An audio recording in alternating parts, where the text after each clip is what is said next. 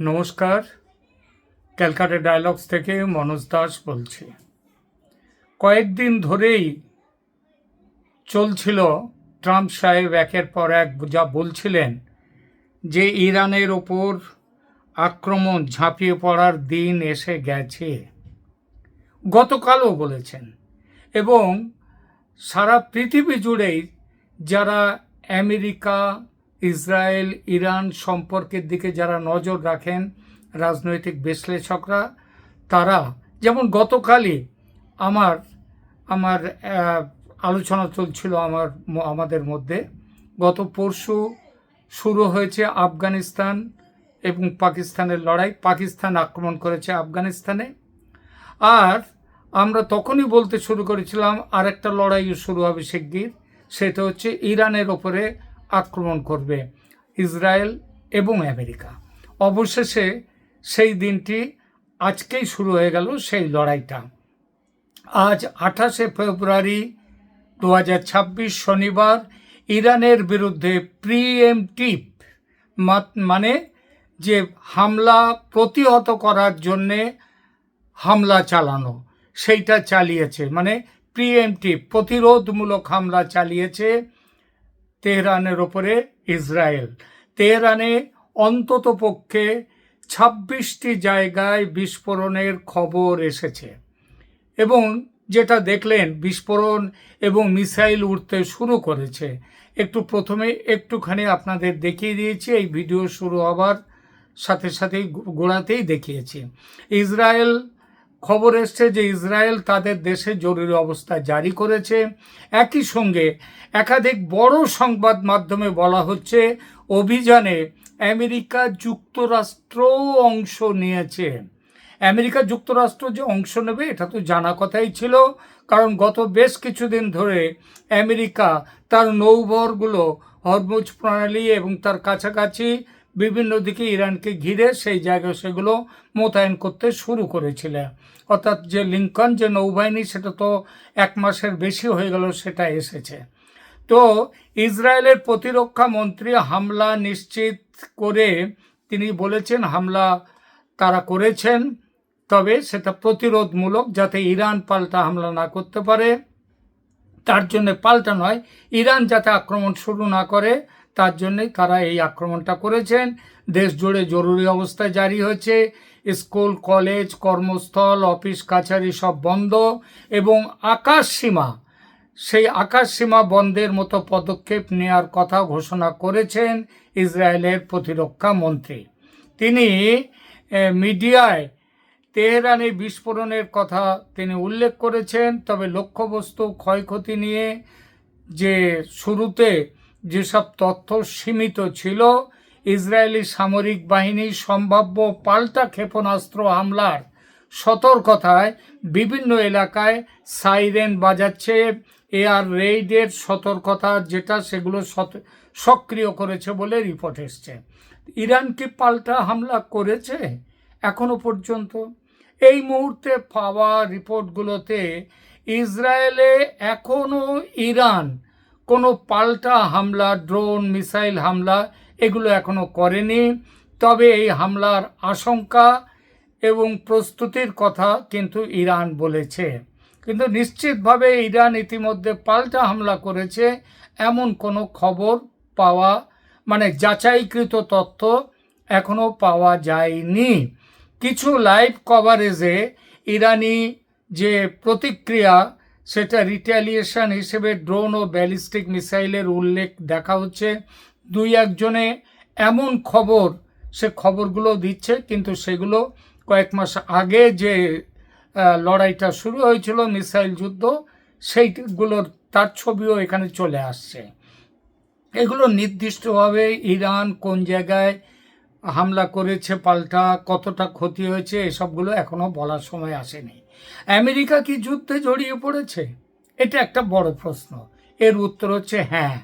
New York Times তাদের live update দিচ্ছে এবং সেই লাইভ আপডেটে বলা হচ্ছে যে যুক্তরাষ্ট্র এবং ইসরায়েল একসঙ্গে ইরানের ওপর আক্রমণ চালিয়েছে এবং যুক্তরাষ্ট্রের সম্পৃক্ততা এটা ছোটোখাটো বা ছোট পরিসরের নয়, এমন কথাও বলেছে নিউ ইয়র্ক টাইমস এবং আরও কিছু সংবাদ মাধ্যম। আরও কিছু প্রতিবেদনে যুক্তরাষ্ট্রের আকাশ ও সমুদ্রপথে বলা হয়েছে যে যুক্তরাষ্ট্র আকাশ এবং সমুদ্রপথে ইরানের ওপর আঘাত হানছে, এমন বক্তব্যও বলেছে, যেমন নিউ ইয়র্ক টাইমসে সে কথাটাও উল্লেখ আছে। এই মুহূর্তে 26শে ফেব্রুয়ারি খামেনি কোথায়? ইরানের যিনি সবচেয়ে বড় ধর্মগুরু, ইরানের সর্বেসর্বা যিনি, সেই খামেনি তিনি এখন কোথায় আছেন? কোনো প্রথম দিকে শোনা গিয়েছিল যে প্রেসিডেন্সিয়াল প্যালেসে, প্রেসিডেন্ট অবশ্য খামেনি নন, কিন্তু প্রেসিডেন্সিয়াল প্যালেসে আক্রমণ হয়েছে, সেখানে বিস্ফোরণের খবরও পাওয়া গেছে।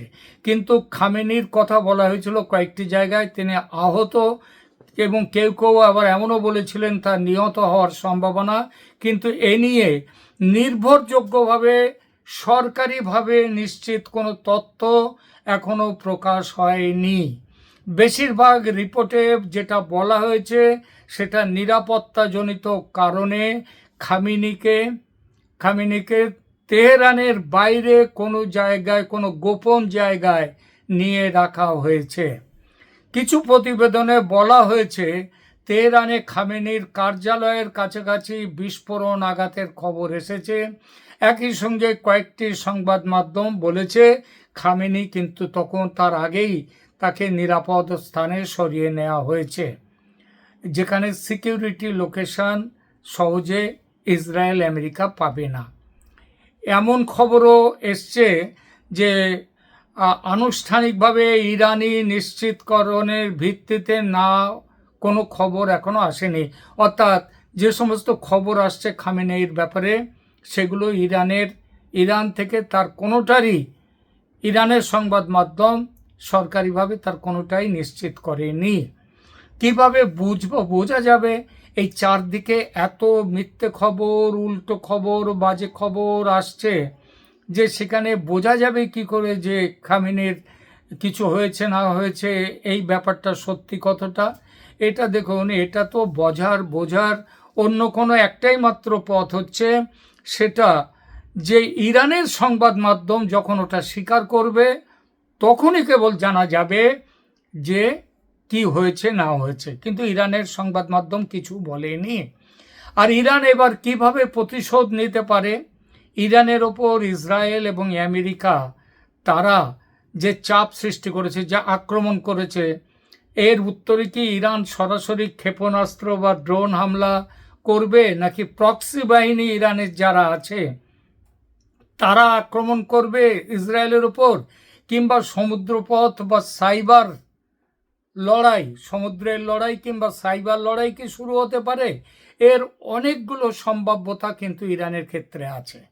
ইরান এর যে কোনোটাই নিতে পারে, কিন্তু ইরানের সম্ভাব্য প্রতিশোধের পথগুলো হচ্ছে, দেখুন, ব্যালিস্টিক মিসাইল ও ড্রোন হামলা, ইসরায়েলের সামরিক ঘাঁটি এবং অবকাঠামো লক্ষ্য করে সীমিত কিন্তু প্রতীকী বা যথেষ্ট ধরনের আঘাত করবার সক্ষমতা কিন্তু ইরানেরও আছে, এবং সেই ধরনের পুরনো নজিরও আছে যে ইরানের সেই ক্ষমতা আছে কি না।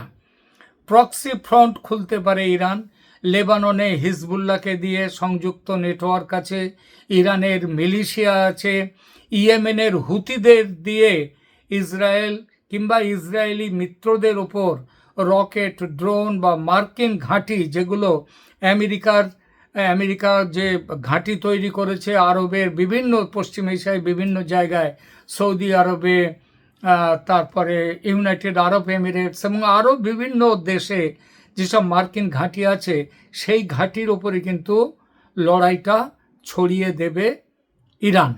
এছাড়া সাইবার অপারেশন, বিদ্যুৎ যোগাযোগ ব্যবস্থা, সাইবার অপারেশন দিয়ে বিদ্যুৎ যোগাযোগ ব্যবস্থা, বিদ্যুৎ যোগাযোগ, আর্থিক ব্যবস্থা বা গুরুত্বপূর্ণ যে পরিষেবা, সেগুলো বিঘ্ন ঘটাতে পারে। সমুদ্রপথে ইরান কি করতে পারে? দেখুন, ইরান সমুদ্রপথে হরমুজ প্রণালীতে নৌ হস্তক্ষেপ করবার ক্ষমতা ইরানের আছে এবং বাণিজ্য জ্বালানি প্রবাহের ঝুঁকি বাড়াতেই পারে ইরান, যে তারা হরমুজ প্রণালী এবং সমুদ্রপথে আক্রমণ করে। এবং বিশেষত যে আমেরিকার যে নৌবহরগুলো রয়েছে সমুদ্রে, সেই নৌবহরগুলোর ওপরে ইরানের আক্রমণের মেন টার্গেট হতে পারে আমেরিকার গোয়েন্দা সূত্রগুলো জানাচ্ছে। সেগুলো যদি হয়, আরও বড় করে যুদ্ধ ছড়িয়ে পড়বে। ইরান শেষ পর্যন্ত কি বেছে নিতে পারে, কিসের ভিত্তিতে বাঁচতে পারে, কোন পদ্ধতি, সবথেকে জিনিস সহজ যেটা হচ্ছে সেটা ইরান করবে কি, এই যুদ্ধটাকে ছড়িয়ে দেবে। শুধু ইরান ইসরায়েলের ওপর আক্রমণ করে যুদ্ধটাকে সীমিত রাখবে না, কিংবা সমুদ্রে আমেরিকার নৌঘাঁটির ওপর আক্রমণ করে যুদ্ধটাকে সীমিত রাখবে না। ইরান করবে সেটা হচ্ছে আরব দেশে, মধ্যপ্রাচ্যে আমেরিকার প্রায় সব দেশেই আমেরিকার ঘাঁটি আছে, সেই ঘাঁটিগুলো আক্রমণ করতে পারে ইরান। কারণ ইরানও কিন্তু এই যুদ্ধের জন্যে তৈরি হয়েছে।